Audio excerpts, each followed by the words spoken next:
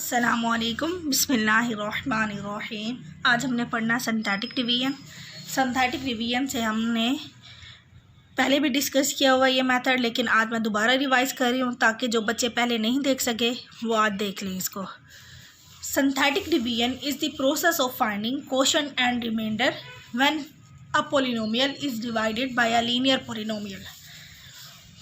Synthetic division से हम क्या करते हैं, जब हम एक पॉलिनोमियल को लीनियर पॉलिनोमियल पे डिवाइड करते हैं तो जो क्वोशंट और रिमाइंडर आ रहा होता है वो हम इस मेथड से फाइंड करते हैं। अब आप लोगों को पहले पता होना चाहिए क्वोशंट किसको कहते हैं, रिमाइंडर किसको कहते हैं। अब यहाँ देखिए मैंने 2 को डिवाइड किया 7 पे, तो 2 3 ज़ा 6, 7 में से 6 माइनस करेंगे तो हमारे पास आंसर आ जाएगा 1। अब हमारे पास ये 3 जो है वो क्वोशंट है, 7 डिवाइडेंड है, 2 डिवाइज़र है और 1 जो है रिमाइंडर है। यानी जब हम डिवाइड करने के बाद जो हमारे पास आंसर रह जाता है, जो डिवाइड नहीं हो रहा होता फर्दर, उसको हम रिमाइंडर कहते हैं। और जो डिवाइड करने से हमारे पास यहाँ पे आंसर आ रहा होता है, जैसे यहाँ पे 3 आ रहा है, तो उसको हम क्या कहेंगे, क्वोशंट है। तो जब हम एक पॉलिनोमियल को दूसरी पॉलिनोमियल पर डिवाइड करते हैं तो हमें ये वाला आंसर क्वोशंट चाहिए और ये वाला आंसर रिमाइंडर चाहिए। तो अब हमारे पास ये हम जो क्वोशंट और रिमाइंडर है हम लॉन्ग डिवीजन ऑफ पॉलिनोमियल वाले मेथड से भी फाइंड कर सकते हैं। लेकिन ये जो है सिंथेटिक डिवीजन, ये शॉर्टकट मेथड है किसका, लॉन्ग डिवीजन ऑफ पॉलिनोमियल का। Synthetic division is simply a shortcut method for long division of polynomial F of X by a linear polynomial of the form X minus A.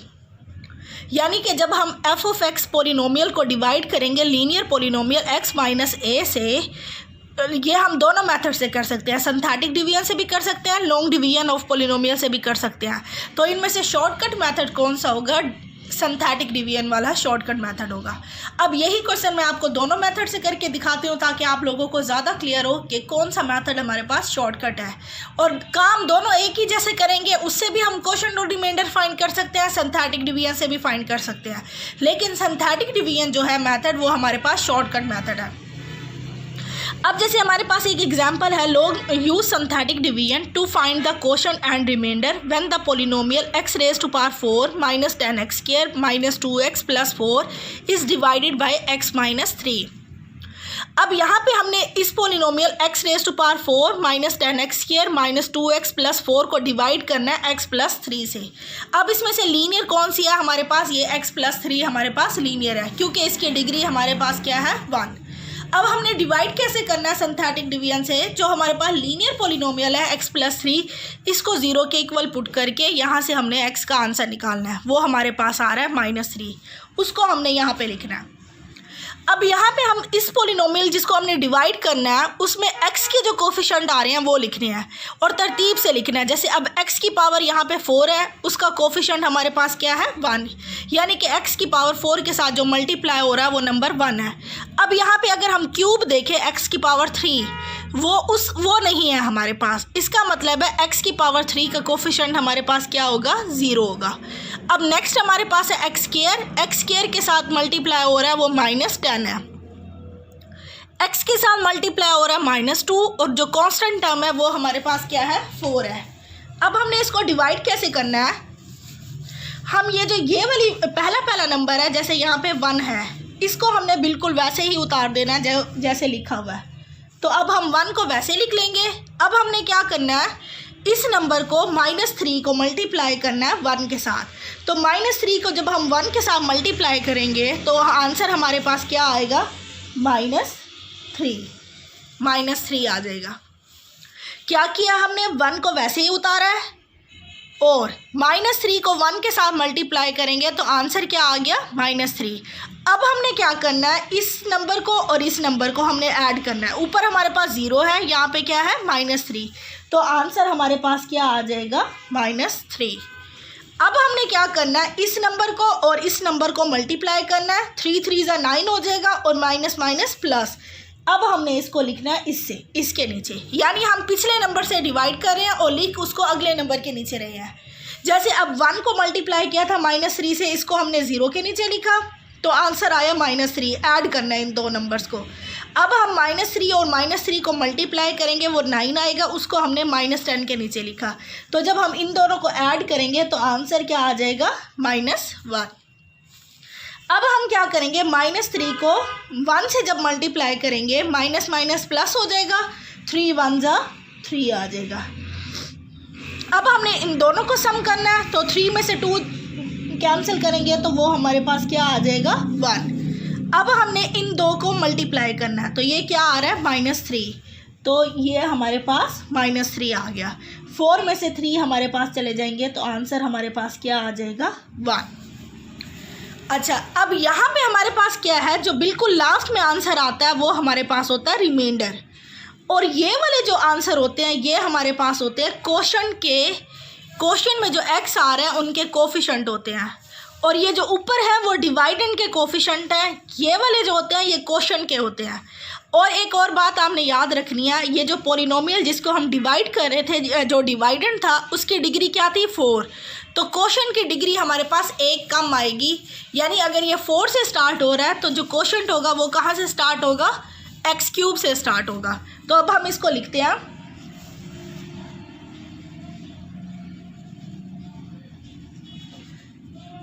Question हमारे पास क्या होगा, ये x³ का coefficient है, फिर x³ के बाद x² आता है तो वो हमारे पास है -3x², यानी कि ये x² का कोफिशिएंट क्या है, -3। अब x² के बाद x वाली टर्म आती है तो वो हमारे पास क्या है, -x, और फिर हमारे पास लास्ट में कांस्टेंट टर्म आती है तो वो आ गई 1। यानी कि क्वेश्चन हमारे पास क्या आ गया, x³ -3x² -x + 1, और रिमाइंडर मैंने आप लोगों को बताया है, जो लास्ट में हमारे पास आंसर रह जाता है वो हमारे पास क्या होता है, रिमाइंडर। यानी कि बिल्कुल लास्ट वाला जो आंसर मैंने यहाँ पे लिखा है वो हमारे पास क्या होगा, रिमाइंडर। तो रिमाइंडर हमारे पास क्या आ गया, 1 आ जाएगा यहाँ पे।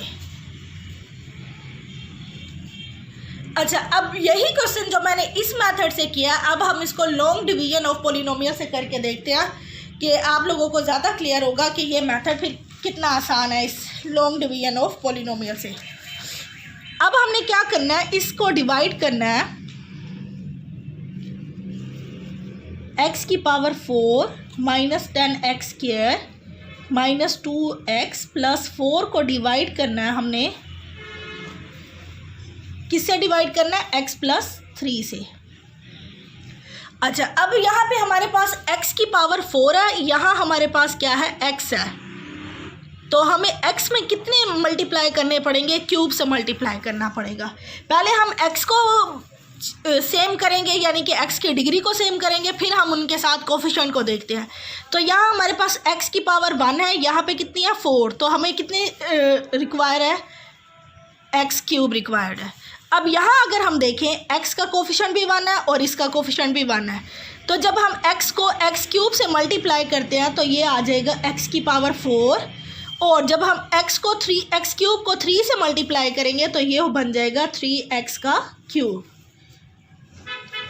ये माइनस, ये भी माइनस, ये कैंसिल हो जाएगा। फिर हमारे पास आंसर आ जाएगा -3x³ -10x² -2x + 4। अब हमारे पास अगर हम इसको देखें, ये x है और ये हमारे पास क्या है, x³ है, तो हमें x² चाहिए, ताकि इस जब हम x² को इससे मल्टीप्लाई करेंगे तो वो x³ हो जाएगा। अच्छा, अब इसका कोफिशिएंट 1 है, इसका क्या है, -3, तो हम इसको किससे मल्टीप्लाई करेंगे, -3, यानी कि जब हम -3x² को मल्टीप्लाई करेंगे x के साथ तो हमारे पास क्या आएगा, -3x³, तो ये आ गया -3x³। अच्छा, अब हमने इसको भी मल्टीप्लाई करना है, माइनस प्लस माइनस हो जाएगा, 3 3 = 9, और ये आ गया x²। अब हम इसको माइनस कर देते हैं। माइनस करने के लिए हम क्या करते हैं, साइन चेंज कर देते हैं। अब ये एक प्लस है एक माइनस है, ये कैंसिल हो जाएगा। 10 में से 9 गए, -x² -2x + 4। अब हमारे पास ये x है, इसका कोफिशिएंट भी 1 है, इसका भी, तो हमें सिर्फ x की रिक्वायर्ड है, तो हमारे पास क्या आ जाएगा, -x। तब जब -x को x के साथ करेंगे तो -x², इसको जब हम 3 के साथ करेंगे तो ये आ जाएगा -3x। अब फिर हम इसको माइनस कर देंगे तो ये हमारे पास प्लस आ गया और ये भी प्लस हो गया, ये तो कैंसिल हो जाएगा, ये हमारे पास क्या रह जाएगा, 3 में से 2x गए, ये x रह जाएगा और प्लस 4। अब अगर हम इसको देखें तो हमारे पास आंसर में क्या है, ये है x ही है और यहाँ पे भी x है। इसका मतलब है हमने इसको सिर्फ 1 के साथ मल्टीप्लाई करना है, तो ये आ रहा है x प्लस 3। फिर हम इसमें से साइन चेंज करेंगे और माइनस करेंगे, x में से x कैंसिल हो जाएगा, 4 में से 3 जो माइनस होगा तो आंसर क्या आएगा, 1। तो अब यहाँ देखें इसका क्वेश्चन क्या आ गया, x³ minus 3x² minus x plus 1 और रिमाइंडर क्या आया, 1। अब हमें ये इतना बड़ा प्रोसेस करना पड़ा है, तब जाके हमें पता चला ये क्वोशंट है और ये रिमाइंडर है। और इसकी निस्बत जब हमने ये सिंथेटिक डिवीजन से किया तो हमें सिर्फ मल्टीप्लाई करने से और ऐड करने से नंबर्स को हमें ये पता चल गया क्वोशंट कौन सा है और रिमाइंडर कौन सा है। अच्छा, अब नेक्स्ट हमारे पास हमने देखना है कि अगर हमारे पास फैक्टर दिए हुए हैं पोलिनोमियल के, तो हम synthetic divisions if x minus 2 x plus 2 are factor इसके दिए हुए हैं, हमने सिंथेटिक डिवीजन यूज़ करनी है फाइंड द अदर 2 फैक्टर्स। यानी कि हम इस मेथड को यूज़ करते हुए इस पोलिनोमियल के बाकी फैक्टर्स भी फाइंड कर सकते हैं। तो इसका एक यूज़ हमारे पास एक तो ये है कि हम क्वोशंट और रिमाइंडर फाइंड करते हैं, दूसरा यूज़ हमारे पास क्या हो गया कि हम इसके फैक्टर्स भी फाइंड कर सकते हैं। फैक्टर का मतलब क्या होता है, एक तो पहले आप लोगों को फैक्टर पता होना चाहिए किसको कहते हैं। जैसे अब मैं 2 को डिवाइड करती हूँ 7 पे, 2 3 6 आ रहा है, 7 में से 6 निकालेंगे 1 आ रहा है। अच्छा, अब मैं इसको 6 पे डिवाइड करती हूँ, 2 3 6, तो ये हमारे पास 0 आ रहा है। अच्छा, जब हम एक नंबर को दूसरे नंबर पे डिवाइड करते हैं और रिमाइंडर हमारे पास 0 के अलावा कोई नंबर आ रहा है, तो हम कहेंगे 2 7 का फैक्टर नहीं है। जब हमने 6 को 2 पे डिवाइड किया तो रिमाइंडर हम देख सकते हैं यहाँ पे क्या आ रहा है, 0 आ रहा है।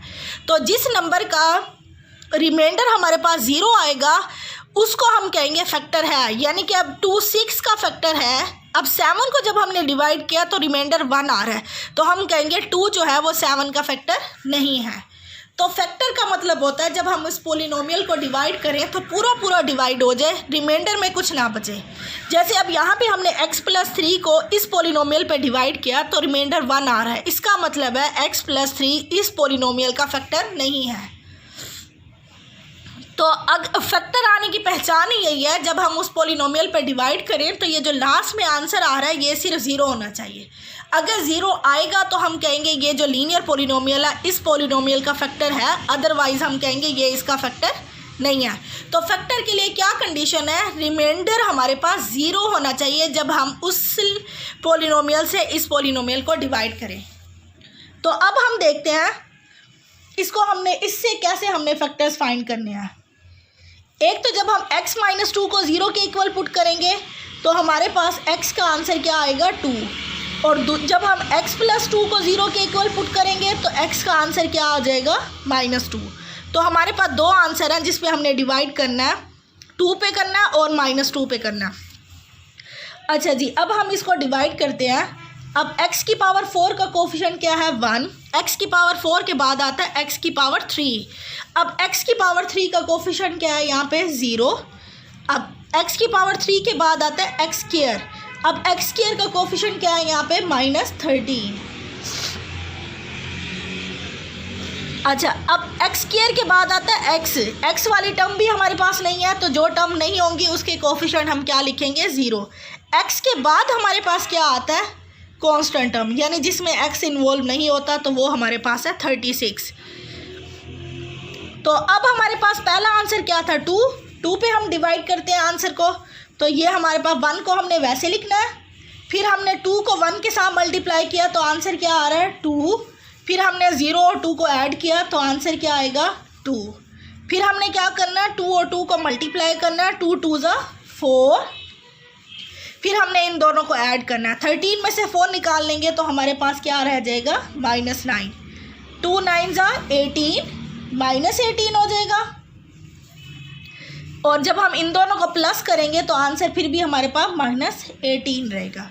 अब -18 को जब हम 2 के साथ मल्टीप्लाई करेंगे तो -36 आ जाएगा। तो आंसर हमारे पास जब इन दोनों को ऐड करेंगे तो आंसर क्या आ गया, 0।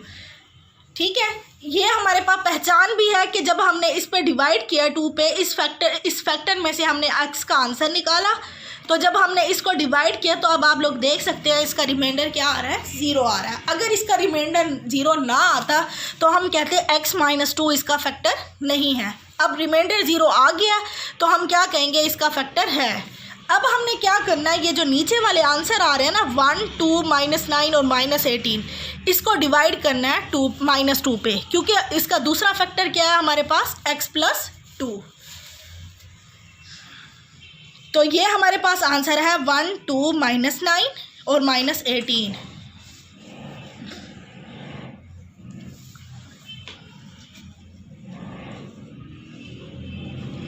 1, 2, -9, -18। यह हमने कौन से आंसर लिखे हैं, जब हमने एक इसको डिवाइड किया है x-2 से, तो जो आंसर आ रहे हैं 1, 2, -9 और -18। अब इन सब को हमने डिवाइड किस पे करना है, -2। अच्छा, ये हम साथ भी कर सकते थे, ये तो मेरे पास पेज ख़त्म हो गया, इस वजह से मैंने कर दिया। यानी हम इसको इधर -2 लिख के इसको हम साथ ही ये कर सकते थे। अब हमने इसको डिवाइड करना है -2 पे। अच्छा, अब ये हमारे पास आंसर क्या आ रहा है, 1। इसको जब हमने इससे मल्टीप्लाई करेंगे तो क्या आ जाएगा आंसर, -2। इसको और इसको जब हम ऐड करेंगे आंसर क्या आएगा, 0। फिर हम इसको 0 को -2 से मल्टीप्लाई करेंगे तो आंसर क्या आएगा, 0। 9 और 0 को जब हम ऐड करेंगे तो -9 हो जाएगा। अब हम इन दोनों को मल्टीप्लाई करेंगे तो माइनस प्लस हो जाएगा, 18 आ गया और ये आंसर क्या आ गया, 0। अब हम देखते हैं यहाँ पे हमारे पास इसकी डिग्री क्या थी, 4, जिस पॉलिनोमियल को हमने डिवाइड किया। जब हमने 1 से डिवाइड कर दिया तो ये वाला क्वोशंट होता है। अब इस क्वोशंट की डिग्री क्या आई थी हमारे पास, 3 हो गई, यानी इसकी सबसे बड़ी पावर क्या हो गई, 3। फिर जब हमने इसको फर्दर डिवाइड किया तो अब जो क्वोशंट आ रहा है इसकी डिग्री हमारे पास क्या होगी, 2 होगी। तो यानी कि हमारे पास ये क्या बना है, x², 0 के साथ x मल्टीप्लाई हो रहा है, -9 = 0। सॉरी, 0 नहीं आएगा। यानी अब हमारे पास क्वोशंट की क्या वैल्यू आ गई, x² -9 आ जाएगी। ये हमारे पास क्या है, Q(x), जो क्वोशंट हमने फाइंड करना था या जो जिससे हमने फैक्टर निकालने हैं, वो हमारे पास है x² -9। और ये हमारे पास x का स्क्वायर है और ये हमारे पास 3 का स्क्वायर है। तो ये हमारे पास किसके इक्वल होता है, x - 3, x+3। तो हमारे पास 2 फैक्टर थे, एक तो x-2 और एक x+2 था। अब दूसरे 2 फैक्टर कौन कौन से आ गए, x - 3, x+3। तो ये हमारे पास 2 फैक्टर आ गए इसके। तो हम सिंथेटिक डिवीजन यूज़ करते हुए हम ये भी फाइंड कर सकते हैं कि एक पॉलिनोमियल के फैक्टर्स, यानी एक पॉलिनोमियल के अगर हमें 1 या 2 फैक्टर्स दिए हुए हैं तो बाकी फैक्टर्स भी हम फाइंड कर सकते हैं।